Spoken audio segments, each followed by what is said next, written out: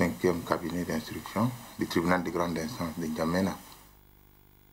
Cette infraction donc, est ouverte sur la base d'un réquisitoire qui vise un certain nombre d'infractions, notamment l'assassinat, la tentative d'assassinat, les coups et blessures volontaires, le pillage et l'extorsion des fonds dont sont victimes les Tchadiens qui vivent en Centrafrique et les soldats qui sont déployés dans le cadre de la mission de l'Union africaine en Centrafrique. Ces faits sont incriminés pratiquement dans les mêmes termes par la loi pénale tchadienne et la loi pénale centrafricaine. Donc la procédure initiée ici à N'Djamena est une procédure nationale. Néanmoins, étant donné que le Tchad et la Centrafrique font partie des zones qui sont couvertes par des conventions communautaires et internationales dans les domaines de l'entraide et de la coopération judiciaire, c'est conformément à ces conventions internationales que le juge tchadien mènera ses investigations, aussi bien auprès des Tchadiens qui sont concernés par ces exactions et qui sont rentrés au Tchad, qu'auprès des Tchadiens qui sont en Centrafrique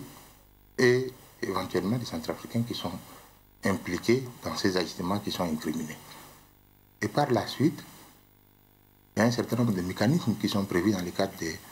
accords de coopération internationale en matière judiciaire, notamment la Convention de Tananarive de 1961 et la Convention de la CEMAC relative à l'accord de coopération et d'entraide judiciaire entre les États membres de cette sous-région. Ces deux conventions prévoient, pratiquement dans les mêmes termes, les conditions dans lesquelles un juge national saisi d'une infraction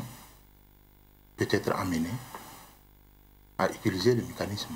approprié pour mettre à profit les compétences des juridictions nationales centrafricaines pour mener des investigations, identifier toutes les personnes qui ont commis ces infractions et les faire juger selon les mécanismes